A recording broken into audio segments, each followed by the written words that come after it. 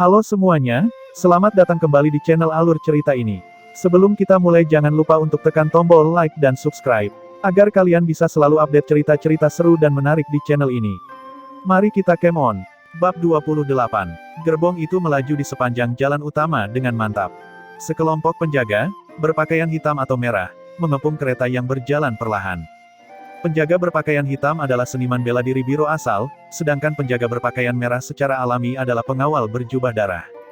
Hentikan gerbongnya, kata Su Chen saat gerbong itu sampai di jembatan batu. Kereta berhenti. Su Chen keluar dari dalam gerbong dan menatap jembatan batu. Seseorang berdiri di sana, Wei Liancheng.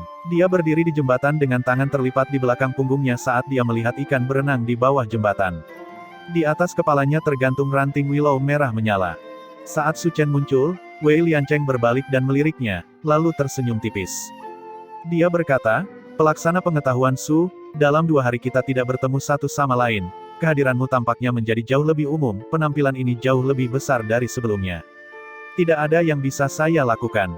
Jalan kehidupan sulit dan tidak damai, dan selalu ada bajingan yang ingin bertindak melawan hukum. Tidak aneh bagi pejabat pemerintah atau memiliki penjaga, tetapi Anda, Tuan Wei, masih berani berjalan-jalan di siang bolong meskipun Anda telah menyinggung klan Long. Apakah Anda memperlakukan klan bangsawan garis darah itu seperti mereka hanya daun bawang?" Wei Liancheng tertawa. "Seharusnya aku mengatakan itu padamu. Sepertinya Anda lebih menyinggung mereka, bukan? Saya hanya melakukan pekerjaan saya sebagai pejabat pemerintah, pelanggaran apa yang harus dibicarakan?"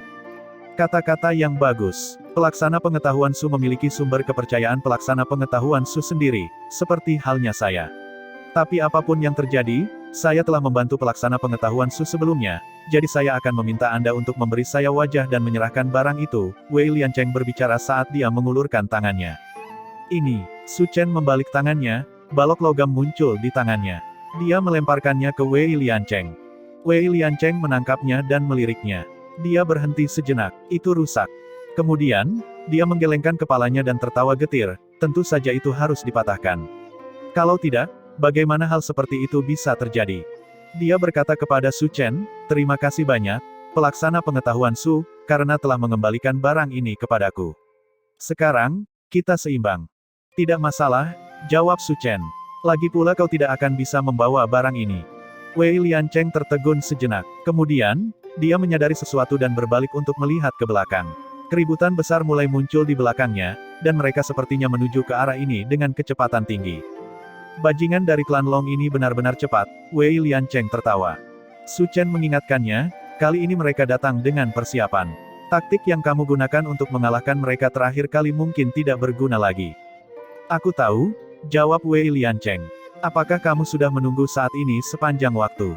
Aku hanya ingin melihat orang seperti apa dirimu. Benar? Jika kamu tidak bisa bertahan, kamu bisa memberiku balok logam ini untuk saat ini. Aku bisa menyimpannya dengan aman untukmu. Jika dia tidak bisa bertahan, dia akan mati, tanpa nyawanya, apa gunanya balok logam ini untuknya? Lagi pula apa gunanya menjaganya tetap aman?"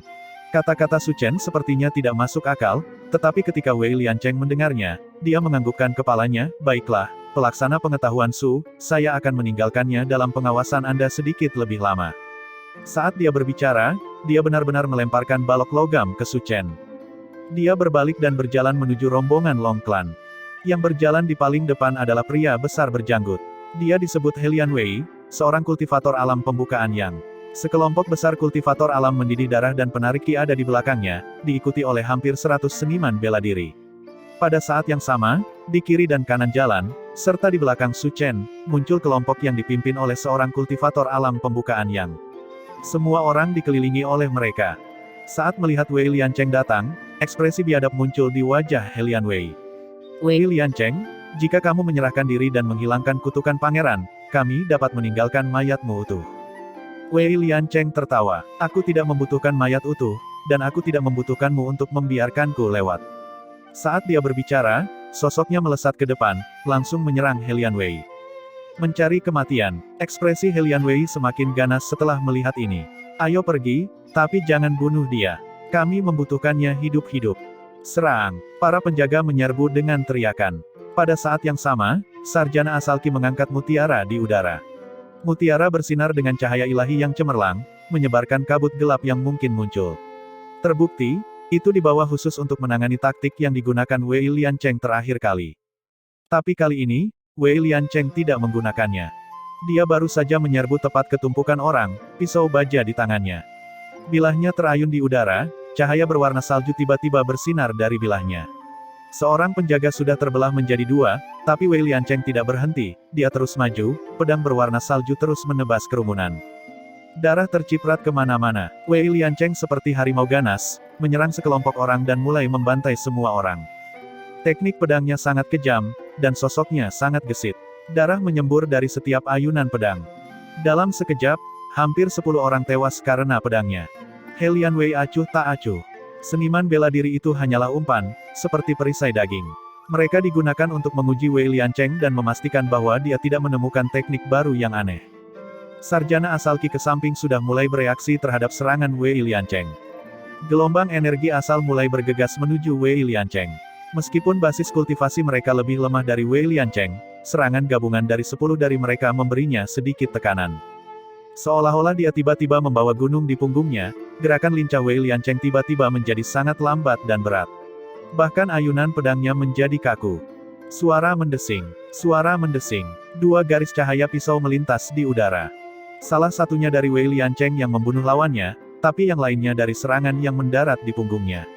Meski penjaga yang berhasil mendaratkan serangan tewas sesaat kemudian, sekelompok orang mulai berteriak kegirangan. Serangan yang lebih ganas mulai mendarat, dan pertempuran Wei Liancheng menjadi semakin tegang. Namun, dia terus merangsek tanpa henti. Bahkan lebih banyak darah terciprat kemana-mana, sebagian dari musuh dan sebagian dari Wei Liancheng sendiri. Namun, Wei Liancheng mengabaikannya sama sekali, seolah-olah dia tidak bisa merasakan sakit. Bahkan, senyum tipis masih ada di wajahnya. Senyum ini membuat tulang punggung Helian Wei merinding ketika dia melihatnya. Dia berteriak, "Wei Liancheng, kamu masih belum berhenti. Jika kamu terus bertarung, kamu akan mati." "Itulah yang kuharapkan akan terjadi," kata Wei Liancheng perlahan. "Kematian, bukanlah akhir, tapi awal. Anda orang biasa-biasa saja tidak akan pernah mengerti apa yang saya maksud."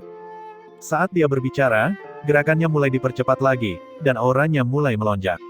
Dia menyerang sarjana asal Qi di depannya, pedangnya melonjak dengan kekuatan yang belum pernah terjadi sebelumnya. Dua sarjana Qi asal dipukul oleh pukulannya dan keduanya terbelah menjadi dua. Wei Liancheng kemudian mengulurkan tangan kirinya dan meraih tengkorak sarjana asal Qi, menghancurkannya. Sebuah tombak bersarang di bagian tengah tubuh Wei Liancheng, tapi Wei Liancheng mengabaikannya. Dia menarik pedangnya secara horizontal, memotong tenggorokan orang itu. Sarjana asal Qi lainnya menyerbu ke depan, cakarnya berdenyut dengan cahaya ungu saat dia meraih dada Wei Liancheng. Wei Liancheng mengulurkan tangan kirinya dan mencengkeram leher sarjana asal Qi. Namun, tepat ketika dia akan mematahkan lehernya, sebuah pedang terayun ke bawah, memotong lengan kirinya. Wei Liancheng tidak memiliki kekuatan untuk menghancurkan leher sarjana asal Qi lagi. Sebagai gantinya, dia mendorong lengannya yang terputus, mengirim setengah lengannya menembus tenggorokan lawannya. Tiga ahli bela diri menyerangnya dari belakang, tombak besi mereka menembus punggung Wei Liancheng. Salah satunya sangat kuat dan benar-benar mampu menembus seluruh tubuhnya, tetapi dia sebenarnya adalah sarjana asal Qi yang bersembunyi. Wei Liancheng mengabaikannya, pisau di tangan kanannya terayun ke belakang. Tiga kepala diangkat dari tubuh mereka. Tetapi pada saat yang sama, dua serangan telapak tangan datang ke arahnya. Satu menghantam dadanya, sementara yang lain menghantam pelipisnya, hampir menyebabkan tengkorak Wei Liancheng ambruk. "Berhenti!" Long Qingjiang berteriak dari jauh. Dia menginginkan Wei Liancheng yang hidup, bukan yang mati. Tapi dalam pertarungan hidup atau mati, sulit untuk menahan diri. Bahkan perintah dari Patriark Klan Long tidak akan cukup untuk membuat para penjaga menahan diri dalam menghadapi krisis seperti itu. Siapapun yang mendengarkan perintah itu hanya akan mencari mati. Sarjana asal Qi yang memukul kepala Wei Liancheng berhenti sejenak setelah mendengar lolongan Long Qingjiang. Sesaat kemudian, Wei Liancheng menjejakkan kaki dengan kuat di bagian bawahnya, menghancurkan seluruh tubuh bagian bawahnya hingga hancur. Sarjana asal Qi terbang lewat, mengayunkan pedang besarnya dan memotong kaki Wei Liancheng. Wei Liancheng terhuyung-huyung. Dengan hanya satu kaki dan satu tangan yang tersisa, dia tidak memiliki kekuatan lagi untuk mengendalikan tubuhnya. Tapi dia belum menyerah untuk bertarung. Dia melompat dengan penuh semangat ke udara. Pedangnya mengayun dalam lingkaran penuh, melepaskan satu ledakan energi terakhir. Tidak sampai tiga kepala lagi telah dikirim terbang, dia mendarat dengan keras di tanah. Kali ini, dia tetap tidak bergerak. Tidak. Setelah melihat Wei Liancheng jatuh, Long Qingjiang mulai melolong putus asa. Jika kamu mati, apa jadinya anakku? Apa yang akan saya lakukan? Su Chen menyaksikan diam-diam dari jauh, tatapannya terfokus. Setelah sekian lama, dia berkata, masalahnya sudah selesai. Ayo pergi. Dia kembali ke gerbongnya. Gerbong mulai bergerak perlahan di sepanjang jalan yang panjang dan berliku. Mereka masih dikelilingi oleh penjaga, pelayan, dan kultivator klan Long, yang semuanya menatap kereta. Namun, pada akhirnya, tidak ada yang bergerak melawan mereka. Prosesi itu perlahan menghilang ke kejauhan. Bab 29. Sekembalinya ke Istana Su, kepala pelayan Lao sudah ada di sana, menunggu. Dia bergegas ke Su Chen dan membungkuk memberi salam. Halo, pelaksana pengetahuan Su. Su Chen tidak berusaha bersikap sopan dan menerima sapaannya. Dia pergi ke tempat duduknya dan berkata, tebing besi, pergi dan bawa Nona Lian keluar. Ya, tebing besi mematuhi perintahnya. Sesaat kemudian, Lian Jiao dibawa keluar oleh tebing besi. Setelah melihat Lian Jiao, kepala pelayan Lao berkata dengan penuh semangat, pelayanmu menyapa Nona muda. Nona muda, bagaimana kabarmu selama beberapa hari terakhir ini? Kebingungan tertulis di seluruh wajah Lian Jiao. Beberapa hari terakhir ini, sudah berapa lama saya di sini? Kenapa aku tidak ingat? Apa? Kepala pelayan Lao tertegun. Dia berbalik dan menatap Su Chen dengan marah. Pelaksana pengetahuan Su, apa yang kamu lakukan pada nona muda klanku? Tidak banyak. Aku baru saja menghapus ingatannya tentang apa yang terjadi beberapa hari terakhir ini. Setiap orang memiliki rahasianya sendiri, saya hanya tidak ingin rahasia saya tersebar keluar, dan saya percaya bahwa klan Lian akan memahami logika saya. Su Chen, setelah mendengar bahwa ingatannya telah dihapus, kemarahan nona muda, Lian Jiao mulai berkobar. Tanpa ingatannya tentang apa yang terjadi selama periode waktu itu, ketakutannya terhadap Su Chen juga hilang. Secara alami, dia sama sombongnya seperti sebelumnya. Kamu berani memperlakukanku seperti itu. Aku pasti tidak akan membiarkanmu lolos begitu saja. Ai, nona muda, jangan katakan hal seperti itu lagi. Kepala pelayan Lao sangat ketakutan sehingga dia buru-buru menyeret Lian Jiao keluar. Kepala pelayan Lao, apa maksudmu? Apakah klan Lian kita takut padanya? Lian Jiao masih ingin membalas dendam, tapi kepala pelayan Lao tidak membiarkannya pergi. Akhirnya, tanpa pilihan lain, dia hanya bisa bersandar ke telinganya dan berkata, Nona muda, kamu tidak tahu. Beberapa hari terakhir ini, yang tidak Anda ingat, Su Chen membunuh Liu Wuya, mengambil alih biro asal, dan bersekutu dengan Tuan Kota An. Long Xiaoyou terkena kutukan dan saat ini tidak diketahui apakah dia akan bertahan atau tidak, dan Long Clan telah dilanda kemunduran demi kemunduran. Banyak dari anggota mereka telah meninggal. Ini semua karena Su Chen. Apa? Lian Jiao tertegun. Dia menatap Su Chen dengan tak percaya. Su Chen terus meminum tehnya dan melambaikan tangannya. Jika tidak ada yang lain, maka kamu boleh pergi. Ingat saja kesepakatan kita. Klan Lian pasti akan menghormatinya. Kepala pelayan Lao menggenggam tangannya dan membungkuk, lalu membawa Lian Jiao bersamanya saat mereka pergi. Bahkan tanpa mengangkat kepalanya, Su Chen bergumam, aku tidak takut kamu tidak akan menghormatinya. Su Chen tidak mengatakannya dengan keras, tapi kata-kata itu masih masuk ke telinga kepala pelayan Lao, menyebabkan hatinya bergetar. Dia sudah diam-diam bersumpah untuk memeriksa tubuh Lian Jiao ketika mereka kembali untuk memastikan bahwa dia tidak melakukan hal lain. Setelah melihat mereka pergi, Su Chen terdiam. Kutukan, iya. Setelah memikirkannya cukup lama, dia tiba-tiba berdiri dan berjalan menuju lab penelitian. Dia meramu sebotol obat, lalu membuangnya ke cetakan manusia yang telah dia siapkan. Setelah campuran tersebut mengering, dibuatlah topeng berbentuk wajah manusia. Su Chen dengan hati-hati melepas topeng itu, lalu menempelkannya ke wajahnya sendiri. Dia melihat dirinya di cermin kristal, mengatur ulang rambutnya, dan mengganti pakaiannya sebelum berjalan keluar ruangan. Dia tidak memberi tahu siapapun. Sebaliknya, dia diam-diam menghilang ke dalam malam. Di klan Long, Long Qingjiang duduk di dekat tempat tidur putranya, menggenggam tangan putranya. Wajahnya tegang karena kecemasan. Tubuh Long Xiaoyou terus melemah dari hari ke hari. Kabut hitam yang aneh terus tertawa jahat dan berubah, perlahan-lahan menguras tenaga hidup Long Xiaoyou. Wei Liancheng telah meninggal. Tanpa dia, tidak akan ada cara untuk melepaskan kutukan itu.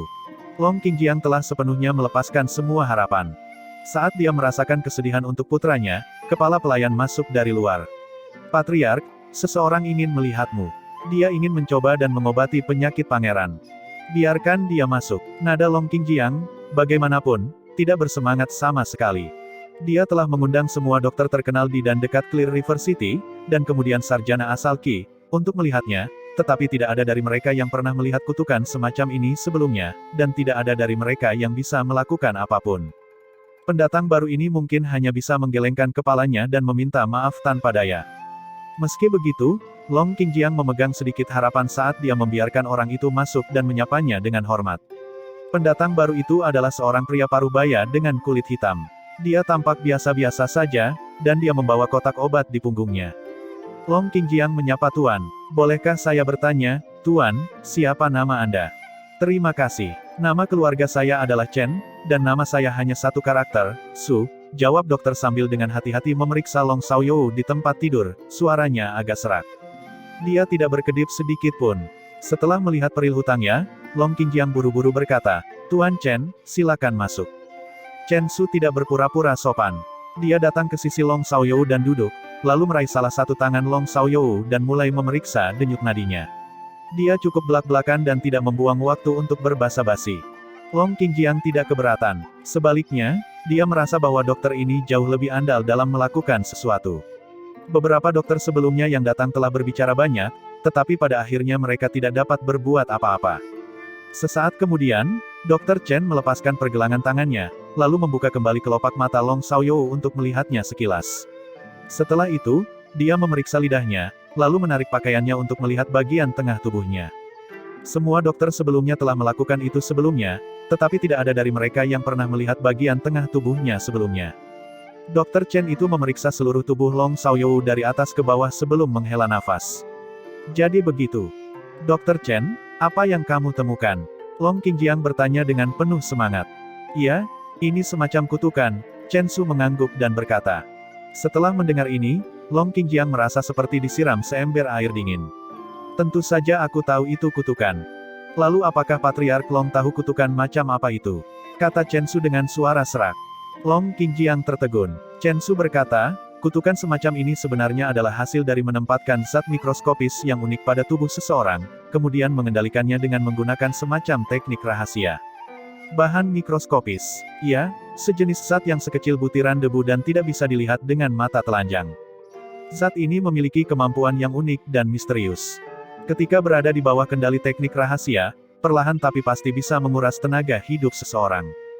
Satu-satunya alasan Tuan Muda Long masih hidup adalah karena Patriark mungkin menggunakan obat dalam jumlah besar untuk memberinya makan, bukan? Dengan nutrisi yang cukup, ia secara alami mampu bertahan untuk beberapa waktu. Namun, kutukan ini hanya akan terus memperkuat efeknya dari waktu ke waktu karena akan menyedot daya hidupnya. Jadi seiring berjalannya waktu, kutukan itu hanya akan semakin ganas. Suatu hari nanti, kekurangan ini tidak akan bisa diatasi dengan kekuatan obat saja. Jadi begitu, Long Qingjiang berkata dengan sedih. Maka anak saya benar-benar tidak dapat disembuhkan. Selama periode waktu ini, dia benar-benar menggunakan semua jenis obat berharga untuk mencoba menyelamatkan Long Xiaoyou. Itu baik-baik saja pada awalnya, tetapi dia menemukan seiring berjalannya waktu bahwa efeknya menjadi semakin tidak jelas. Jadi itu akar penyebabnya. Itu mungkin tidak benar, kata Chen Su tiba-tiba. Pikiran itu seperti kilatan petir dalam kesadaran Long Qingjiang. Dia berkata dengan tergesa-gesa, apakah maksud Dr. Chen ada cara untuk menyelamatkan anakku? Ya, Chen Su mengangguk. Ada dua metode yang mungkin. Sebenarnya ada dua metode. Yang pertama adalah menemukan orang yang meletakkan kutukan itu. Selama Anda mematahkan cara untuk mengontrol teknik, kutukan itu tidak akan lengkap, dan tanpa sesuatu untuk menyatukannya, zat aneh itu akan menghilang dengan sendirinya. Tetapi ada banyak jenis teknik seperti itu, dan sangat sulit bagi orang luar untuk mengetahui jenisnya. Itu sebabnya Anda membutuhkan orang yang meletakkan kutukan itu sendiri untuk menyingkirkannya. Setelah mendengar ini, Long Qingjiang menggelengkan kepalanya. Orang yang memasang kutukan sudah mati. Kalau begitu hanya ada metode kedua. Anda tidak perlu tahu bagaimana kutukan itu terjadi, Anda dapat langsung menyerang zat semacam ini. Long Qingjiang buru-buru bertanya, Tuan, bisakah Anda melakukan itu? Saya belum pernah melihat jenis zat ini sebelumnya, dan saya butuh waktu untuk mengembangkan obat yang sesuai. Sebelum itu, saya dapat mencoba dan menekannya, paling tidak, Pangeran Long akan hidup sedikit lebih lama. Saat dia berbicara, Chen Su mengeluarkan 3 botol obat dan menyerahkannya kepada Long Qingjiang. Botol-botol ini seharusnya berguna baginya. 1 pil setiap hari, tidak lebih dari itu. Setiap vial akan bertahan selama 7 hari. 21 hari dari sekarang, saya akan kembali. Long Qingjiang sangat gembira. Dia membungkuk dalam-dalam kepada Chen Su dan berkata, "Terima kasih banyak, Tuan."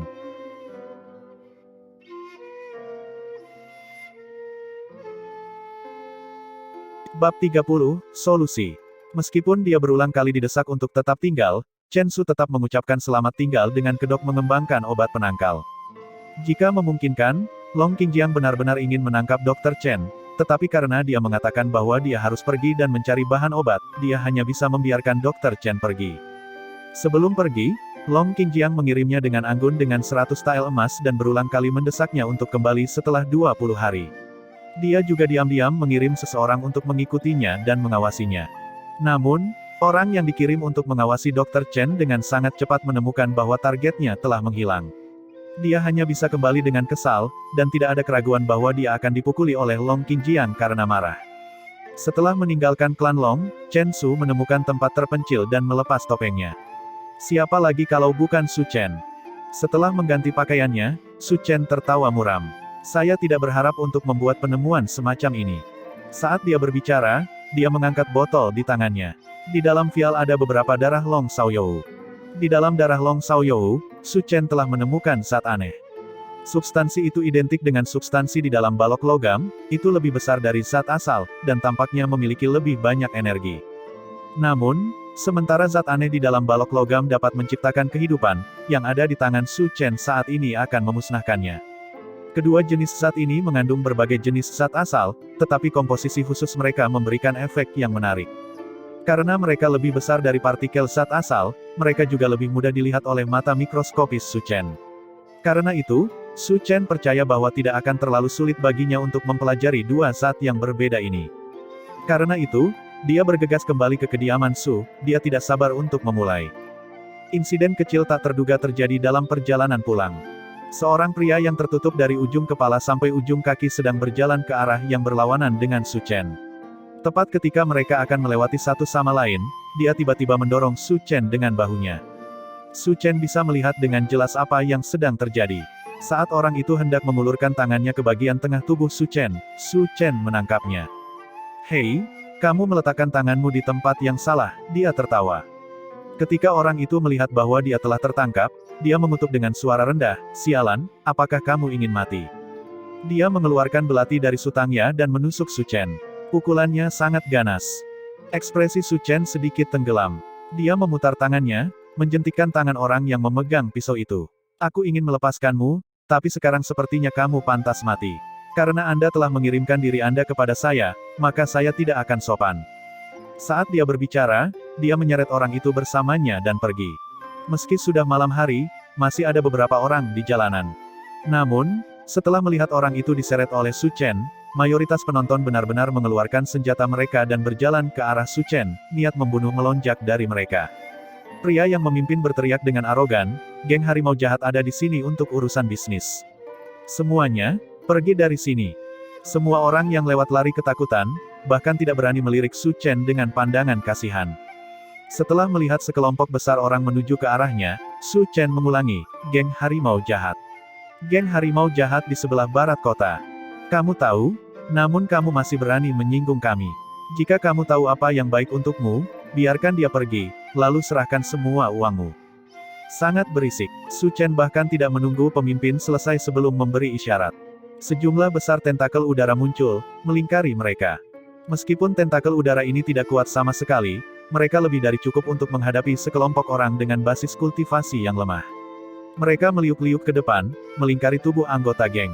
"Tidak bagus, dia seorang sarjana origin Qi," teriak para gangster. "Tolong!" Pria yang memimpin berteriak. Salah satu gangster merogoh dadanya dan mengeluarkan peluit, hendak membunyikan alarm. Sayangnya, dia belum menempatkan peluit di mulutnya ketika sebuah tentakel udara mengular dan melemparkannya ke udara. Ketika dia jatuh kembali ke tanah, dia langsung tersingkir. 7 atau 8 gangster ditangkap oleh tentakel udara Su Chen dan diseret kembali ke kediaman Su. Sekembalinya ke kediaman Su, tebing besi masih melatih para bandit, dan Su Chen melemparkannya para gangster. Tebing besi datang untuk menyambutnya. Guru keluar, ini pasti subjek penelitian baru. Ya, jebloskan mereka semua ke dalam penjara.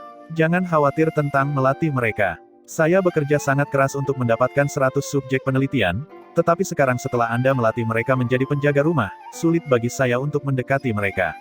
Sekarang aku akhirnya berhasil menangkap beberapa dari mereka, jangan berpikir untuk menjadikan mereka bawahanku, oke? Siap guru. Tebing besi menggaruk kepalanya karena malu. Kelompok bandit itu merasakan hati mereka bergetar hebat. Tampaknya bagi Su Chen, nilai mereka yang sebenarnya masih digunakan sebagai subjek penelitian. Awalnya, mereka mengeluh dan membenci tebing besi karena telah melatih mereka dengan sangat keras, tetapi sekarang mereka dipenuhi dengan rasa terima kasih, jika bukan karena tebing besi, mereka mungkin akan bertemu leluhur mereka sekarang. Tebing besi tidak terlalu peduli dengan rasa terima kasih mereka.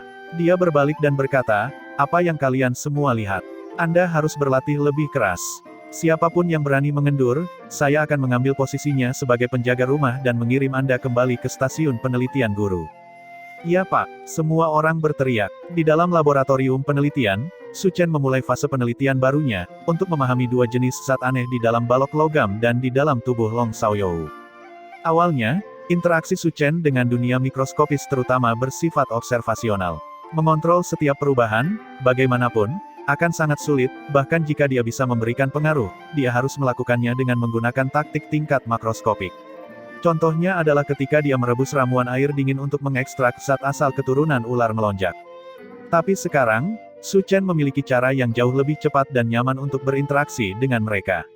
Untaian kesadaran. Ribuan sulur kesadaran mulai menganalisis, memisahkan, menggabungkan, dan kemudian memisahkan zat-zat ini lagi dan lagi, mengamati setiap perubahan saat Su Chen berusaha memahami prinsip operasi dan bagaimana dia dapat menerapkannya. Gunung tidak mengenal bulan, dan dingin tidak mengenal tahun. Waktu selalu berlalu ketika seseorang tidak terganggu. Sangat cepat, setengah bulan berlalu. Setengah bulan ini sangat damai. Tak seorang pun dari klan Panjang datang untuk memberinya masalah, dan klan Lian dengan bijaksana mundur. Semuanya tampak damai di permukaan, tetapi sudah ada hal-hal yang mulai bergerak di bawah permukaan, menunggu kesempatan yang tepat untuk meledak. Namun bagi Su Chen, setengah bulan ini adalah periode waktu ketika pertumbuhannya paling cepat. Dia telah berhasil menentukan komposisi kedua jenis zat, sangat meningkatkan pemahamannya tentang cara menggunakan dan mengontrol zat asal. Ternyata zat asal tidak hanya memiliki sifat uniknya sendiri, tetapi juga dapat menciptakan efek luar biasa jika digabungkan dengan cara yang benar. Dua zat di dalam balok logam dan kutukan, masing-masing, diciptakan dengan teknik yang sangat khusus. Inti dari masalah ini adalah bahwa mereka terdiri dari kombinasi yang berbeda dari zat asal. Tentu saja, orang yang membuatnya mungkin tidak perlu memahami hal-hal sedetail itu. Bagi mereka, metode apapun yang membuahkan hasil sudah lebih dari cukup. Namun, bagi Su Chen, selubung yang menutupi kedalaman dunia mikroskopis telah disingkirkan. Hasil pertama dari penyamaran ini adalah bahwa kontrol Su Chen atas dan penggunaan zat asal telah meningkat. Dia akhirnya bisa melanjutkan pekerjaannya untuk menerobos batasan yang dipaksakan oleh garis keturunan lagi. Kembali ketika Su Chen sedang melakukan eksperimennya di Pegunungan Scarlet, dia tahu bahwa hanya ada 3 cara bagi mereka yang tidak memiliki garis keturunan untuk menggunakan jurus garis keturunan. Pertama, dia bisa memodifikasi dan meningkatkan jimat energi asal sendiri. Kedua, dia dapat meningkatkan teknik penyerapan, memberi orang kemampuan untuk menyerap zat asal yang sesuai dan meningkatkan kualitas energi asal mereka. Ketiga, dia bisa mengekstrak zat asal yang sesuai dan kemudian menggunakannya pada dirinya sendiri. Sampai sekarang, dia hanya bisa mengerjakan aspek ketiga. Tapi sekarang, dia akhirnya memiliki cara untuk mengerjakan aspek pertama, meningkatkan jimat energi asal. Ya, setelah analisisnya yang mendalam terhadap dua zat ini, Su Chen akhirnya mencapai terobosan besar dalam pemahamannya tentang zat asal. Dengan meminjam pemahaman barunya dan formasi jimat energi asal, dia hanya membutuhkan 3 hari untuk meningkatkan jimat energi asalnya sendiri. Hasilnya adalah kekuatan teknik arcana kuno dan jurus kontemporernya telah meningkat secara kolektif sebesar 20%. Bab 31.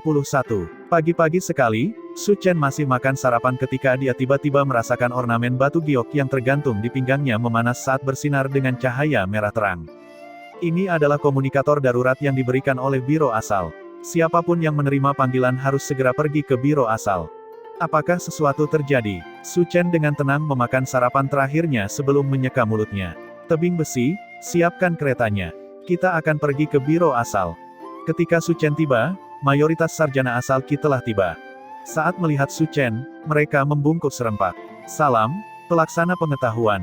Meskipun Su Chen menghabiskan sebagian besar waktunya di lab penelitiannya, dia masih akan datang ke biro asal setidaknya sekali sehari untuk mempertahankan kendali atas biro asal. Pada titik ini, dia akrab dengan semua orang yang bekerja di sini. Apa yang telah terjadi? Kata Su Chen sambil berjalan. Namun, dia segera menemukan alasan pemanggilan tersebut. Saat kerumunan terpecah, dia menemukan mayat tergeletak di dalam aula utama. Orang yang meninggal itu bernama Liu Jiyun. Dia adalah salah satu sarjana asal Qi di biro asal. Dia tidak terlalu kuat, dengan basis kultivasi hanya di alam penarik Qi, tapi dia adalah salah satu individu pertama yang secara terbuka mendukung Su Chen. Dia bisa dianggap sebagai ajudan terpercaya Su Chen. Tapi sekarang, dia telah meninggal, dan mayatnya telah dipajang di aula utama biro asal. Su Chen bertanya tanpa ekspresi sambil menatap mayat Liu Jiyun, siapa yang menemukannya? Dan di mana? Salah satu penjaga malam menemukannya. Dia ditemukan tewas di jalan air barat, jawab salah satu sarjana origin Qi yang bertanggung jawab untuk berjaga. Mengapa tidak ada laporan kemarin? Di sana ada. Kantor investigasi mengambil kasus itu dan menyerahkannya begitu saja kepada kami. Kantor investigasi. Tatapan Su Chen menyusut dengan kejam. Dia menatap mayat itu dan bertanya, apakah tidak ada yang dikirim ke TKP di jalan air barat? Seseorang dikirim, tapi sayangnya, orang itu tidak menemukan apapun. Kantor investigasi tidak melakukan apapun untuk menjaga agar lokasi itu ditutup. Orang-orang telah menginjak-injak tempat Genesis sejak pagi hari, dan sudah hancur. Saya bertanya kepada mereka mengapa mereka tidak menyerahkan korban lebih awal dan mengapa mereka tidak melindungi tempat Genesis lebih awal. Mereka menjawab bahwa biro asal tidak bertanggung jawab untuk menyelidiki dan kami tidak memiliki wewenang untuk menguliahi mereka. Mereka mengatakan bahwa mereka tidak memberi kami korban karena tidak ada seorang pun di malam hari dan semua orang perlu istirahat. Mereka tidak membuat lokasi dilindungi karena tidak ada gunanya menjaganya tetap terlarang. Ini hanya pembunuhan geng akibat perampokan yang salah. Pembunuhan geng. Su Chen mendengus marah. Alasan yang tepat. Mayat Liu Jiyun hanya memiliki 2 luka, satu di dadanya dan satu di belakang lehernya. Keduanya luka fatal. Jelas bahwa dia telah disergap dan dibunuh oleh 2 sarjana origin Qi. Gangster tidak membunuh orang seperti itu. Terbukti, 10 klan bangsawan garis darah sedang melakukan balas dendam terhadapnya. Bahkan jika kami tidak bisa menyerangmu secara langsung, setidaknya kami bisa menyerang bawahanmu. Menyadari hal ini, senyum dingin menari-nari di bibir Su Chen. Jadi sudah dimulai, bukan? Pelaksana pengetahuan Su, apa yang harus kita lakukan? Duan Feng bertanya. Su Chen telah menyadarinya, tetapi begitu pula orang-orang yang hadir. Su Chen tahu betul bahwa jika dia tidak mengelola situasi ini dengan hati-hati, dia, yang telah mengambil alih biro asal dengan paksa, akan segera kehilangan kepercayaan dari bawahannya, dan akhirnya otoritasnya hanya akan tinggal namanya. Pada saat itu, biro asal akan jatuh ke tangan 10 klan bangsawan garis keturunan lagi. Dia menundukkan kepalanya untuk berpikir sejenak sebelum berkata, mulai hari ini dan seterusnya, setiap orang harus berhati-hati saat sedang bekerja, dan usahakan untuk tidak sendirian. Biro asal juga perlu dijaga lebih ketat, kita akan membutuhkan 4 sarjana origin Qi di sini setiap saat. Jika Anda merasa tidak aman di tempat tinggal Anda juga bisa tinggal di biro asal itu sendiri. Selain itu, kita harus mulai memanfaatkan seniman bela diri di biro asal dengan lebih baik. Setiap orang harus membawa setidaknya 10 seniman bela diri biro asal bersama mereka sebelum bekerja. Seseorang berkata dengan nada menghina, seberapa berguna sekelompok seniman bela diri body tempering. Menggunakan mereka sebagai tameng melawan penyergapan, untuk mengamankan rute mundur, dan untuk menunda dan membuang waktu adalah mungkin. Tapi itu masih bukan cara untuk mengatasi masalah ini. Su Chen berkata, fokus saja untuk melindungi dirimu sendiri untuk saat ini. Aku akan mengurus semuanya. Duan Feng, ikutlah denganku ke kediaman Tuan Kota. Iya Pak. Setengah jam kemudian, di halaman belakang kediaman Tuan Kota. An Siyuan menggoda burung beo paruh putihnya sambil berkata, saya sudah tahu apa yang terjadi. Sayangnya, saya mungkin tidak akan banyak membantu mengenai masalah ini. Bahkan jika kita tahu bahwa merekalah yang melakukannya, itu tidak akan ada gunanya, tanpa bukti. Kita tidak bisa menagih begitu saja dan menuntut pengembalian, bukan? Petugas junior mengerti. Sebenarnya, kalaupun ada investigasi formal, itu tidak akan membuat perbedaan. Lagi pula orang-orang di kantor investigasi berada di bawah kendali mereka. Selama kamu tahu, sulit menjadi tuan kota, saya memiliki banyak ambisi. Tetapi saya selalu dibatasi oleh klan bangsawan ini dan tidak dapat mengeluarkan kekuatan penuh saya untuk menanggungnya. Tidakkah menurutmu begitu, Little White? Burung beo berparuh putih mengepakkan sayapnya dan memekik. Klan bangsawan itu kejam, mereka mengabaikan hukum, berpegang teguh pada kepentingan diri sendiri, dan merusak tatanan moral dasar. Bagus sekali, An Siyuan tertawa ketika dia memberi makan burung beo berparuh putihnya beberapa cemilan. Su Chen berkata, petugas junior menyadari hal ini. Tapi Tuan Kota, tidakkah menurutmu membiarkan kantor investigasi melakukan apa yang mereka suka untuk waktu yang lama tanpa membatasi mereka adalah masalah besar? Apa, kamu juga ingin merebut kantor investigasi untuk dirimu sendiri? An Siyuan tertawa. Su Chen menjawab, petugas junior hanyalah satu orang, dan saya tidak memiliki kemampuan untuk mengkloning diri sendiri, saya tidak berpikir untuk mengendalikan kantor investigasi. Namun, kantor investigasi bertanggung jawab untuk menangani keamanan di dalam kota, dan tidak pantas menyerahkan tugasnya kepada pihak ketiga. Karena itu masalahnya, mengapa tidak sedikit memperluas otoritas biro asal? An Siyuan membeku. Maksudmu, biarkan biro asal mengambil alih pekerjaan kantor investigasi. Itu tidak mungkin. Itu akan mengganggu otoritas mereka. Tentu saja, itu tidak mungkin dalam keadaan normal, tetapi bagaimana jika itu melibatkan sarjana Origin Ki dan berubah menjadi operasi gabungan? Melibatkan sarjana Origin Ki dan diubah menjadi operasi gabungan. An Siyuan menyipitkan matanya. Maksud Anda? Tuan Kota, mengapa Anda tidak mengirimkan pemberitahuan yang mengatakan bahwa kantor investigasi tidak melakukan pekerjaan dengan baik dalam menyelidiki kematian Liu Jiyun dan karena masalah ini melibatkan sarjana Ki asal, biro asal juga harus dilibatkan ke kasus. Jelas mustahil bagi biro asal untuk secara resmi menggantikan kantor investigasi. Tapi operasi bersama pada salah satu kasus, dengan kewenangan terbatas pada kasus tertentu. Tidak ada masalah dengan itu sama sekali. An Siyuan mengerti maksud Su Chen.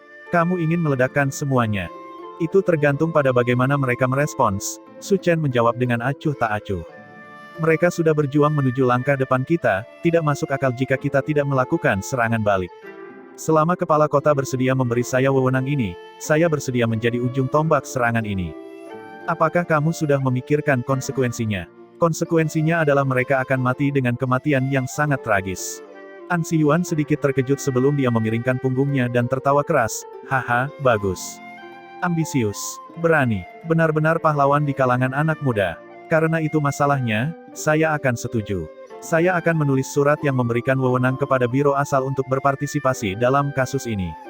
Sisanya akan bergantung padamu. Su Chen memimpin biro asal ke pertempuran melawan 10 klan bangsawan besar hanya akan menguntungkan An Siyuan tidak peduli apa hasil pertempuran itu.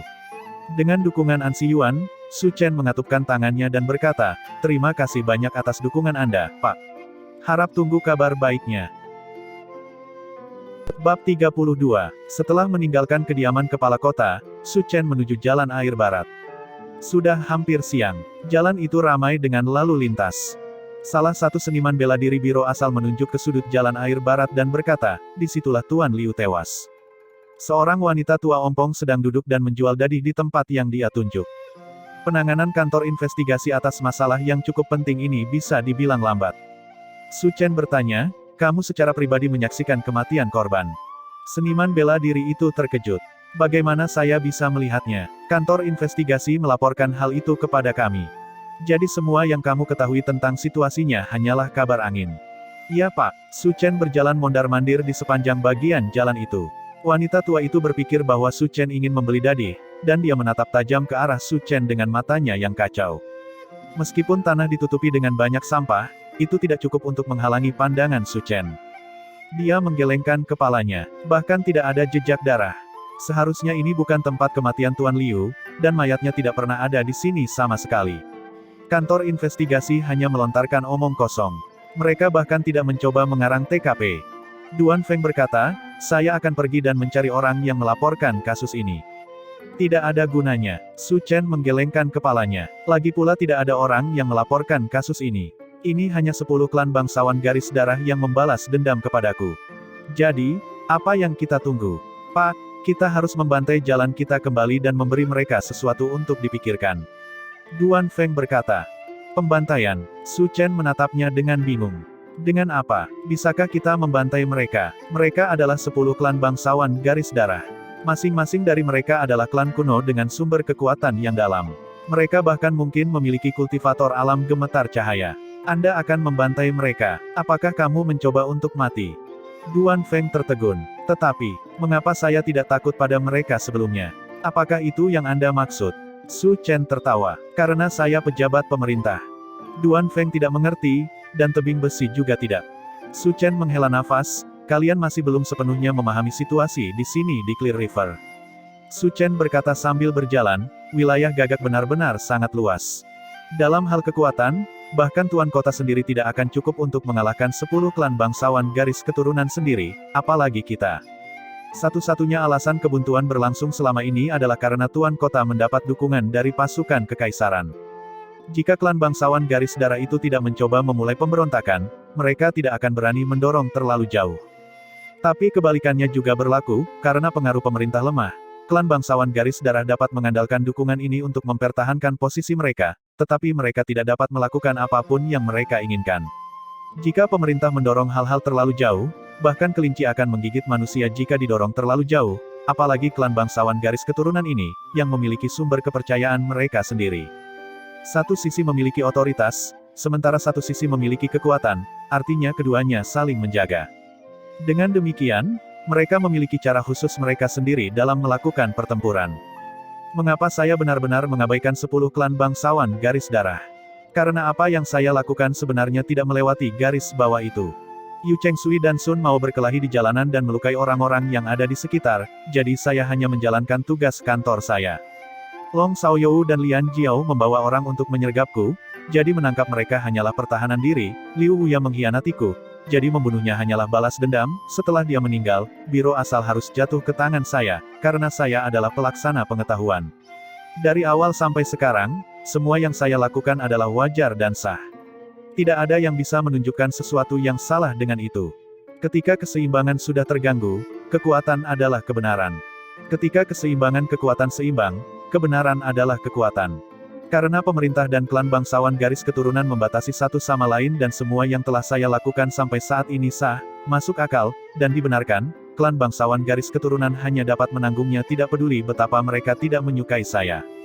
Mereka hanya dapat menggunakan metode licik seperti itu dan tidak dapat melakukan gerakan apapun secara terbuka. Tetapi jika saya mengamuk sampai ke pintu depan mereka, maka saya akan benar-benar mencoba untuk membuat diri saya terbunuh. Semua orang tercerahkan oleh penjelasan Su Chen. Tidak heran 10 klan bangsawan garis keturunan itu tampaknya berada di tempat yang sulit. Serangan balasan mereka tampak agak lemah dan tidak terlalu muluk. Seperti yang dia katakan, jika mereka membuat terlalu banyak keributan, klan bangsawan Bloodline tidak akan dibenarkan atau sah. Mereka tidak akan bisa mendapatkan simpati rakyat jelata dengan cara itu. Jika mereka sedikit berlebihan, pemerintah akan bergerak untuk menekan mereka dengan kejam. Itulah mengapa mereka hanya bisa menggunakan taktik rahasia untuk menghadapi Su Chen. Jadi apa yang kita lakukan? Duan Feng bertanya. Tentu saja, kita perlu menemukan pelaku sebenarnya, lalu berurusan dengan mereka. 10 klan bangsawan garis darah tidak perlu bekerja sama hanya untuk berurusan dengan Liu Jiyun, jadi Liu Jiyun pasti dibunuh oleh salah satu klan bangsawan garis darah pada khususnya. Namun, klan mana akan sulit dikatakan. Kita perlu memikirkan cara untuk mencari tahu siapa yang melakukannya terlebih dahulu. Duan Feng merasakan sakit kepala datang. Itu akan sulit untuk diselidiki. Dengan kantor investigasi membuat kekacauan, semuanya bisa dirusak oleh mereka. Su Chen menggelengkan kepalanya dan berkata, mungkin tidak sulit untuk mengetahuinya. Bawalah beberapa saudara bersamamu dan berjalan-jalanlah di sekitar, terutama di tempat manapun di mana klan bangsawan garis darah menggunakan pengaruhnya. Dengarkan sekitar, Anda mungkin menemukan sesuatu. Duan Feng tidak setuju. Bagaimana mungkin pemilik toko itu tahu sesuatu tentang ini? Su Chen tertawa. Disitulah kamu salah. Saya pikir mereka tahu karena sangat mungkin klan bangsawan garis keturunan menyebarkan berita itu sendiri. Tuan, apa maksudmu? Saya tidak mengerti. Kamu perlu tahu bahwa semakin tua klan bangsawan garis keturunan, semakin mereka ingin menyelamatkan muka. Bagi mereka, wajah adalah sesuatu yang sangat penting untuk kelangsungan hidup mereka. Ketika saya menangkap Long Xiaoyou, Patriark klan Long mengatakan bahwa selama saya meminta maaf kepada mereka, segala sesuatu yang lain mudah untuk didiskusikan. Mengapa? Karena wajah. Tapi saya tidak melakukannya, sebaliknya, saya membuat mereka semakin terlihat seperti orang bodoh. Bahkan sampai sekarang, Long Xiaoyou masih tidak sadarkan diri di tempat tidurnya. Bagi klan bangsawan garis keturunan itu, kerugian terbesar mereka, bukan karena kehilangan sejumlah pemuda-muda yang menjanjikan. Sebaliknya, saya menghapus semua prestise dan rasa hormat mereka. Duan Feng mengerti sedikit lebih baik. Jadi, mereka sangat perlu melakukan sesuatu untuk mendapatkan kembali wajah yang hilang. Itu benar, itu sebabnya mereka harus membalas dendam mereka sekuat mungkin. Tidak hanya itu, tetapi mereka perlu memberitahu semua orang bahwa serangan balik klan bangsawan garis darah telah dimulai. Ini adalah harga yang harus dibayar Su Chen karena telah menyinggung mereka. Duan Feng tertawa, jadi meskipun mereka membunuh Liu Jiyun secara diam-diam, mereka ingin semua orang tahu bahwa merekalah yang membunuhnya. Itu benar, Su Chen tertawa, tepat sekali. Tebing besi berkata dengan rasa ingin tahu, jika memang begitu, bukankah tidak ada gunanya membunuhnya secara diam-diam? Bagaimana mungkin tidak ada gunanya? Su Chen bertanya, jadi bagaimana jika semua orang tahu bahwa mereka melakukannya? Selama tidak ada bukti resmi, mereka akan baik-baik saja. Klan bangsawan garis keturunan itu bertujuan tepat untuk efek semacam ini. Mereka ingin semua orang tahu bahwa mereka melakukannya, tetapi mereka juga tidak ingin ada bukti bahwa merekalah yang melakukannya. Duan Feng mengangguk. Itulah mengapa mereka mengklaim bahwa Liu Jiyun secara misterius meninggal di Jalan Air Barat dan mengapa kantor investigasi hampir tidak kooperatif, lalai, dan bermalas-malasan dalam tugasnya. Itu semua karena orang-orang itu ingin menjadi pelacur dan pada saat yang sama mendirikan tugu peringatan untuk menghormati mereka. Ini secara efektif berarti melakukan hal-hal curang, tidak terhormat sambil ingin dihormati.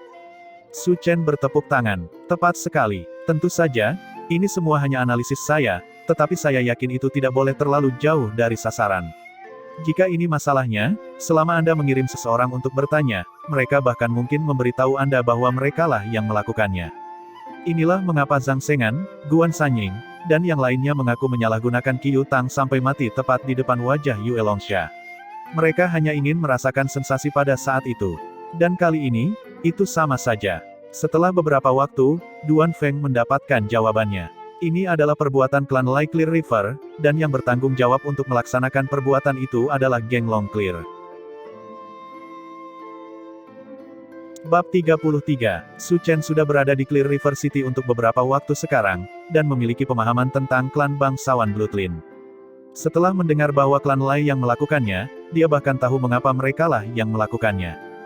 Dari 10 klan bangsawan garis keturunan, klan yang paling dihormati dan berperingkat tertinggi mungkin adalah klan Wang. Klan Lai adalah salah satu yang lebih lemah, dan mereka sudah tidak berada di Clear River City selama lebih dari 100 tahun. Untuk klan bangsawan Bloodline, itu adalah waktu yang sangat singkat. Klan Lai di Clear River City pada awalnya merupakan bagian dari klan Lai dari Provinsi Li. Patriark mereka saat ini, Lai Wuyi, telah meninggalkan klan Lai setelah gagal merebut istri pertama sang patriark. Dia datang ke Clear River City untuk mendirikan Clear River Lai Clan. Garis keturunan klan Lai adalah ular fosfor putih. Itu adalah makhluk hidup yang sangat licik dan licik. Tubuhnya tertutup sisik putih pekat, dan ia bisa bertransisi antara terlihat dan tidak terlihat. Rupanya, dia bisa keluar dan masuk dari dunia bawah sesuka hati sejak lahir. Apakah itu benar-benar terjadi? Tidak ada yang tahu. Namun, racun ganas ular fosfor putih adalah sumber utama sakit kepala bagi lawan-lawannya. Klan Lai ular fosfor putih akhirnya diakui sebagai klan bangsawan garis darah karena hal ini. Seperti mayoritas klan bangsawan garis keturunan dengan pondasi dangkal, klan Lai bergegas membangun akar mereka di sini untuk berkembang lebih baik di masa depan. Namun, sebagian besar properti telah dibagi-bagi, dan klan Lai telah menghabiskan hampir 100 tahun hanya untuk merebut sebidang kecil tanah untuk diri mereka sendiri.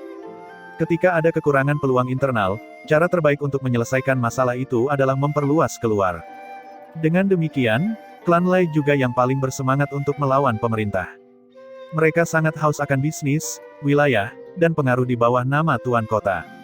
Penampilan Su Chen saat ini membuatnya, tanpa diragukan lagi, menjadi target terbaik klan Lai.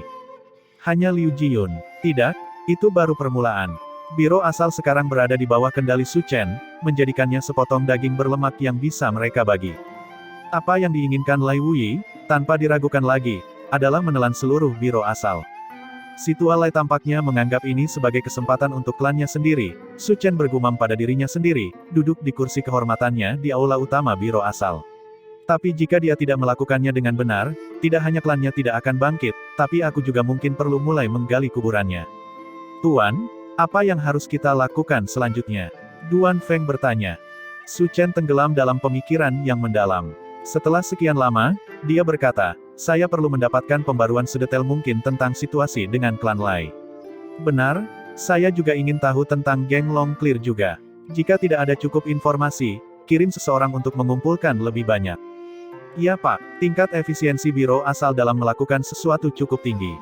3 hari kemudian, Su Chen mengumpulkan setumpuk informasi di mejanya. Beberapa di antaranya adalah informasi penting, sementara sisanya telah dikumpulkan oleh biro asal dan pelayan bayangan Su Chen. Secara khusus, para pelayan bayangan, yang bersembunyi di kegelapan, dapat memanfaatkan penyembunyian mereka untuk menyusup ke kamar banyak orang dan mendengarkan percakapan rahasia. Dengan demikian, informasi yang dia peroleh dari mereka jauh lebih substansial dan lengkap. Su Chen telah mempelajari materi ini selama 2 hari. Sementara itu, dia juga pergi ke Istana Long sebagai Dr. Chen, pergi setelah memberinya 3 botol obat untuk penundaan lebih lanjut. Setidaknya untuk saat ini, Long Xiaoyou lebih berguna hidup daripada mati baginya. Selama periode ini, seorang lagi dari para sarjana Qi asal dari biro asal diserang. Beruntung, ia sudah siap dan berhasil kabur dengan bersusah payah mengorbankan beberapa seniman bela diri dari biro asal. Namun, desas-desus mulai menyebar di biro asal bahwa Su Chen tidak berguna dan dia sama sekali tidak berdaya bahkan melawan tekanan klan Lai. Su Chen mengabaikan mereka. Dia terus melihat-lihat informasi yang dikumpulkan. Akhirnya, Paviliun Aroma Memabukkan adalah sebuah rumah bordil terkenal di kota Clear River. Tidak hanya para wanitanya yang sungguh-sungguh cantik, namun banyak di antaranya yang memiliki latar belakang bangsawan. Bahkan ada beberapa di antaranya yang merupakan sarjana Qi asal. Namun, wanita-wanita seperti itu memiliki kualitas terbaik, tidak ada orang biasa yang bahkan bisa bermimpi untuk menyentuh mereka. Meskipun Wang Wenxin bukan orang biasa, dia hanya bisa menghela nafas dan menatap tingkat tertinggi rumah bordil selama dia tidak berada di tingkat atas masyarakat di Clear River City. Hei, apa yang kamu pikirkan? Sekuntum bunga kecil yang tergeletak di tempat tidurnya memanggilnya dengan genit. Wang Wenxin berbalik dan melihat seorang wanita berbaring di tempat tidurnya, selimut menutupi separuh tubuhnya saat dia menatapnya dengan provokatif. Aku hanya ingin tahu kapan aku akan memiliki kesempatan untuk pergi ke paviliun Haruman yang memabukkan dan mencicipi bunga mawar di sana. Bunga kecil itu menutup mulutnya dan tertawa, wow, apakah kamu benar-benar mengincar panci ketika masih ada makanan di piringmu? Sepertinya saya belum membuat Anda merasa cukup nyaman jika Anda masih memiliki energi untuk memikirkan mawar itu. Saya tidak yakin, aku harus bertarung lagi denganmu. Saat dia berbicara, dia mengulurkan tangan untuk meraih Wang Wenxin. Wang Wenxin tertawa. Dia mengulurkan tangan untuk mengambil bunga kecil itu ketika dia tiba-tiba mendengar suara berkata, Tuan Wang, kamu benar-benar mulus, ya. Ekspresi Wang Wenxin berubah drastis. Siapa ini? Saat dia berbicara, dia meraih tangan bunga kecil itu dan melemparkannya ke belakang saat dia menembak ke arah jendela di sisi lain ruangan. Dia melakukan ini untuk mencoba dan membuat bunga kecil itu memblokir pukulan untuknya, memberinya cukup waktu untuk melarikan diri. Namun, dia tidak menyangka bunga kecil itu tidak akan terkena serangan sama sekali. Sebaliknya, dia melihat telapak tangan tiba-tiba muncul tepat di depannya saat dia keluar jendela. Wang Wenxin pada dasarnya menyerang langsung ke telapak tangan itu. Bang! Wang Wenxin terbang kembali ke kamar. Dia masih ingin bergerak ketika tiba-tiba 2 orang muncul dari belakang, mencengkeram lengannya. Apa? Wang Wenxin benar-benar lengah dengan penampilan kedua orang ini. Seseorang memasuki ruangan melalui jendela. Meskipun dia masuk melalui jendela, perihutangnya percaya diri dan langkahnya santai seolah-olah dia masuk melalui pintu depan. Itu adalah Su Chen. Dia tertawa sambil berjalan, Tuan Wang, mengapa Anda terburu-buru pergi? Dan gadis kecil yang cantik bersamamu ini, kenapa membuangnya ke samping seperti itu, bukankah itu terlalu kejam? Saat dia berbicara, dia melambaikan tangannya. Gelombang energi tak berbentuk melonjak dari telapak tangannya, menjatuhkan bunga kecil itu seketika. Su Chen. Wang Wenxin meremas kedua karakter itu dari sela-sela giginya. Sepertinya aku cukup terkenal akhir-akhir ini. Su Chen duduk di atas meja dan menunjuk ke kursi di depannya. Kedua pelayan bayangan menyeret Wang Wenxin dan memaksanya untuk duduk. Su Chen berkata, jangan bertele-tele. Tuan Wang, saya datang mencari Anda karena saya ingin mendiskusikan sesuatu dengan Anda. Apa yang ingin kamu diskusikan? Serangan Liu Jiyun dan Feng Yuzhen dilakukan oleh geng Long Clearmu, betul kan? Wang Wenxin tertawa terbahak-bahak, oh, Pangeran Su, saya tidak bisa mengambil pujian untuk itu. Ini tidak ada hubungannya dengan apakah Anda mampu mengambil kredit untuk itu atau tidak. Sama seperti jika saya ingin sekarang, saya bisa mengubah Anda menjadi mayat. Jika klan bangsawan garis darah itu datang mencariku, aku bisa melakukan permainan yang sama denganmu. Wang Wenxin terus keras kepala. Jika kamu ingin membunuhku, maka bunuhlah aku. Apa menurutmu aku takut mati? Kematian. Tentu saja Tuan Wang tidak takut mati. Ketika geng Long Clear dan geng Evil Tiger melakukannya, Tuan Wang diserang oleh 3 pedang berbeda, namun Anda masih terus menyerang ke depan, menjatuhkan 3 ahli. Dalam pertempuran di paviliun lintas laut, Sir Wang melindungi bagian belakang Anda sendiri, membiarkan mantan pemimpin geng itu melarikan diri. Anda bahkan masuk ke tanggul jantung sungai sendiri, semakin menunjukkan keberanian Anda. Bagaimana mungkin orang sepertimu takut mati? Apa yang dikatakan Su Chen adalah hal yang paling dibanggakan oleh Wang Wenxin. Ketika dia mendengarnya, dia berkata dengan angkuh, asalkan kamu tahu. Sayangnya, Sir Wang tidak mati pada saat itu. Su Chen tiba-tiba mengalihkan pembicaraan.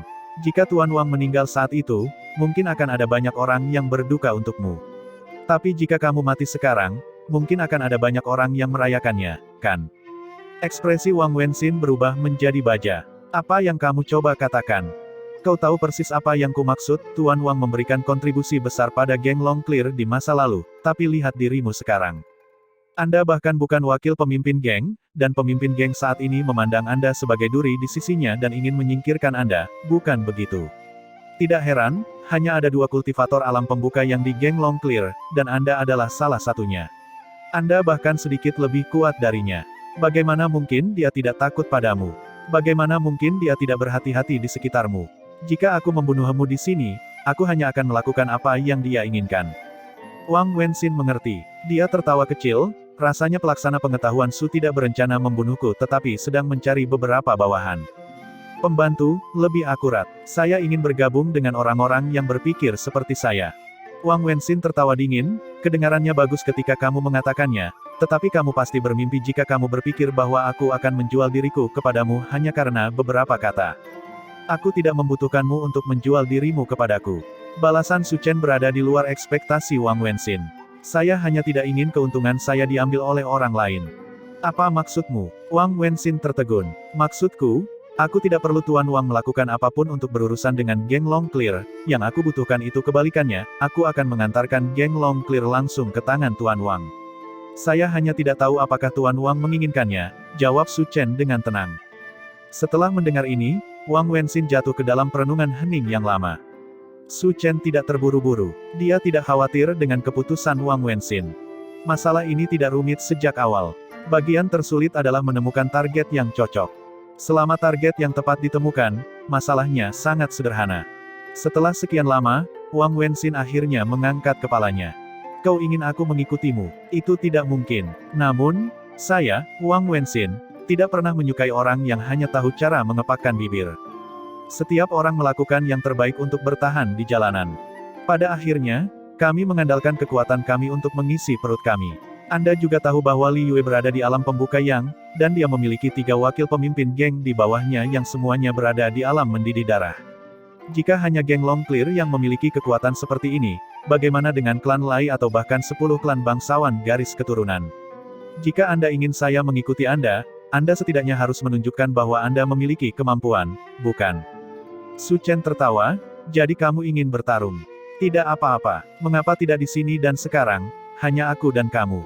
Saya dan kamu. Wang Wenxin tertegun. Anda berada di alam mendidih darah, sedangkan saya di alam pembukaan yang. Anda ingin melawan saya. Apa, Tuan Wang? Apakah Anda lupa siapa yang menahan Anda di sini tadi? Itu karena aku tidak menggunakan kekuatan penuhku. Kalau begitu gunakan dan ayo maju lagi.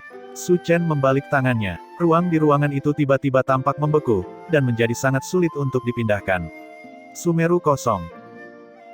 Bab 34. Dermaga Clear River. Ini adalah tempat tersibuk di seluruh Clear River City.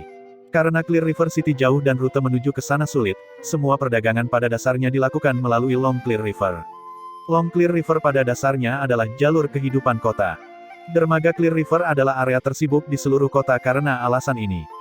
Setiap hari, banyak kapal akan menurunkan pengiriman barang dalam jumlah besar, memungkinkan banyak rakyat jelata dan penjajah untuk mencari nafkah di sini. Jalanan di dekat pelabuhan selalu menjadi tempat di mana para penjahat berkumpul dan berkembang tanpa kendali. Geng Long Clear mengendalikan pelabuhan bahkan menamai diri mereka sendiri berdasarkan sungai Long Clear. Jelas, mereka sangat menganggap penting pelabuhan. Dan karena mereka mengendalikan pelabuhan ini, geng Long Clear berdiri di atas organisasi kriminal lainnya. Mereka adalah salah satu geng kriminal terbesar di luar sana. Seperti biasa, pelabuhan Clear River penuh dengan aktivitas. Sebuah perahu berhenti di dekat tepian sungai, dan para pemuat barang mulai berbaris untuk membongkar kapal. Mereka membawa bundel-bundel berat dari kapal saat sekelompok gangster mengelilingi mereka, terus-menerus memberikan perintah dan menjaga ketertiban. Mereka yang bertanggung jawab untuk menginventarisasi barang duduk di bawah payung, mencatat barang apa yang telah diserahkan dan memberikan upah. Suara koin tembaga yang bergemerincing di tangan seseorang mewakili harapan orang tersebut untuk sepanjang hari itu. Lu Tianyang berbaring di kursi malasnya yang besar, seorang pelayan memberinya makan buah anggur yang sudah dikupas sementara yang lain sedang memijat kakinya. 4 pria kekar berpakaian hitam mengapitnya, aura mereka sangat kuat. Beberapa pekerja bongkar muat memandang ke atas saat mereka lewat. Segera, beberapa gangster yang bertanggung jawab untuk menjaga ketertiban mencambuk mereka. Apa yang kamu lihat? Pantaskah kalian melihat wakil komandan Long Clear Gang dengan mata anjingmu itu? Pekerja bongkar muat itu menundukkan kepala dan tidak berani melihat ke atas lagi. Lu Tianyang menyukai perasaan berada jauh di atas orang lain. Ini memberinya perasaan kepuasan yang luar biasa. Apa gunanya hidup di dunia ini jika Anda tidak bisa menginjak-injak orang di bawah kaki Anda? Seperti yang dipikirkan Lu Tianyang pada dirinya sendiri, dia menyipitkan matanya, membuatnya semakin sulit untuk melihatnya. Saat dia menikmati istirahat siangnya sepenuhnya, keributan tiba-tiba mulai terdengar di kejauhan. Lu Tianyang menutup matanya, tidak mau membukanya. Yang dia katakan hanyalah, ada apa dengan kebisingan itu? Seorang penjaga melihat ke arah suara itu. Sepertinya seseorang menuju ke sini. Tidak peduli siapa itu, patahkan tulangnya dan lempar dia keluar dari sini, kata Lu Tianyang dengan malas. Itu, mungkin tidak mungkin, kata seorang penjaga dengan susah payah. Lu Tianyang membuka matanya untuk melihatnya. Matanya tumbuh semakin bulat semakin dia menatap. Tidak jauh, sekelompok orang sedang menuju ke arahnya. Orang di depan adalah seorang pemuda mengenakan jubah putih. Di belakangnya ada 20 orang berjubah merah, diikuti oleh hampir 200 orang berjubah biru. Orang-orang ini berbaris dengan tertib, masing-masing dengan pedang tergantung di ikat pinggang mereka. Mereka tidak terburu-buru dan tidak bersuara, tetapi mereka memancarkan tekanan tanpa bentuk seolah-olah mereka adalah pasukan yang berbaris maju. Para pejalan kaki, pekerja pelabuhan, dan anggota geng di dermaga belum pernah melihat formasi seperti ini sebelumnya. Mereka tercerai menjadi dua sisi, keributan yang dia dengar berasal dari mereka. Ini adalah, seorang penjaga berpakaian hitam merintih ketakutan. Orang-orang ini dari biro asal. Lu Tianyang menyadari bahwa mereka yang mengenakan jubah biru adalah penjaga dari biro asal. Mereka yang mengenakan jubah merah jelas adalah pengawal berjubah darah. Penjaga dari biro asal dan pengawal berjubah darah. Lu Tianyang tahu tanpa memikirkan siapa orang berjubah putih di depan itu. Su Chen, kata Lu Tianyang, suaranya bergetar. Dia jelas pernah mendengar nama ini sebelumnya. Dia yang memprovokasi klan Lian dan klan Long segera setelah tiba, memberikan pukulan serius bagi klan Long, dan bahkan merebut biro asal untuk tuan kota. Orang ini adalah karakter yang benar-benar biadab. Tapi kenapa dia datang ke dermaga Clear River? Lu Tianyang tidak bisa mengetahuinya. Prosesi besar itu masih terus berlanjut. Mereka hanya berhenti setelah menempati seluruh ruang dermaga. Anggota geng itu juga mulai bereaksi dan perlahan berkumpul di sekitar Lu Tianyang. Kedua pihak dengan cepat mencapai kebuntuan. Lu Tianyang akhirnya berkata, tamu kita pasti pelaksana pengetahuan Su, kan? Itu aku, jawab Su Chen, memberi isyarat. Mengapa pelaksana pengetahuan Su datang ke pelabuhan saya hari ini? Dermaga Anda, Su Chen melihat sekeliling. Apakah dermaga Clear River milik geng Long Clear? Jika seorang pejabat pemerintah ingin datang ke sini, apakah dia memerlukan izin Anda terlebih dahulu? Lu Tianyang terlempar oleh kata-kata Su Chen. Pelaksana pengetahuan Su, Anda telah salah paham dengan saya. Maksud saya hanya jika pelaksana pengetahuan Su berencana untuk datang, Anda seharusnya memberitahu saya lebih awal sehingga saya dapat menyambut Anda dengan baik. Tidak perlu menyambutku. Saya juga tidak akan berdebat dengan Anda tentang kesalahan lidah Anda. Bagaimanapun, saya di sini untuk melakukan penyelidikan kasus kriminal. Menyelidiki kasus kriminal, Lu Tianyang tertegun. Kasus kriminal apa? Seorang sarjana origin Qi saya terbunuh di sekitar sini. Tentu saja saya perlu menyelidikinya. Lu Tianyang tertegun. Dia berseru, Liu Jiyun. Dia meninggal di dekat jalan air barat. Apa hubungannya dengan kami? Su Chen mendengus, jadi, Anda tahu tentang itu. Kematian Liu Jiyun baru terjadi beberapa hari yang lalu, dan jenazahnya dibersihkan oleh kantor investigasi pada tengah malam.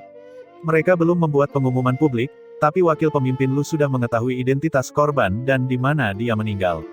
Bukankah itu agak tidak masuk akal? Setelah mendengar kata-kata Su Chen, Lu Tianyang tidak panik. Sebaliknya, dia mulai tertawa, apakah ada yang aneh tentang saya mengetahui? Apakah Anda mencoba menggunakan alasan semacam ini untuk mencurigai saya? Apakah Anda mengalami stroke? Long Clear River memiliki 10 klan bangsawan garis darah sebagai pendukung. Mereka biasanya sombong dan tirani, bahkan tidak takut pada pejabat pemerintah manapun.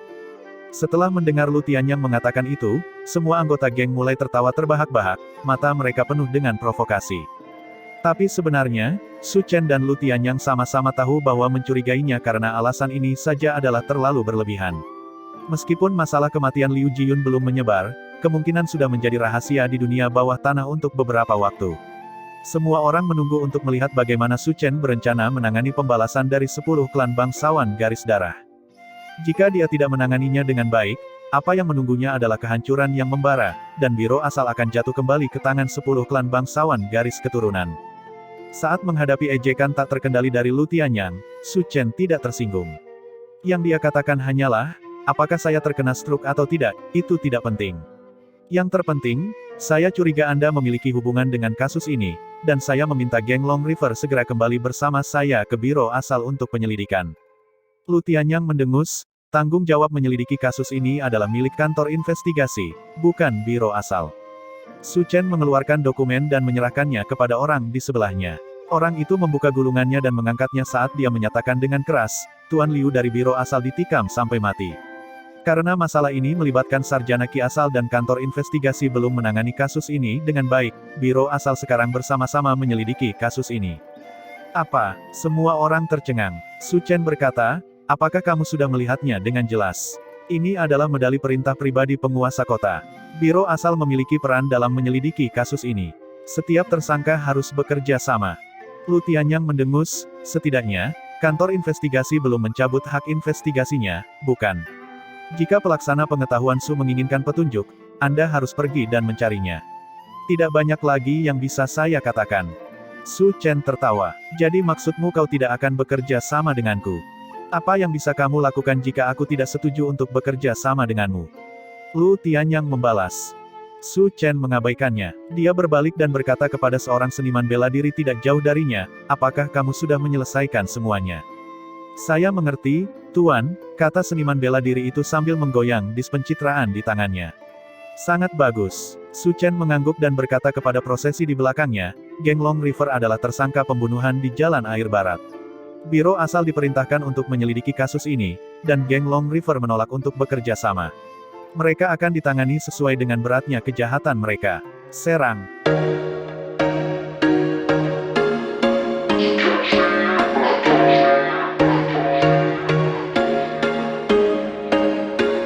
There was once a day that I would pray for you. I'd go and misbehave just so you'd notice too. Sneaking looks up and down from across the room.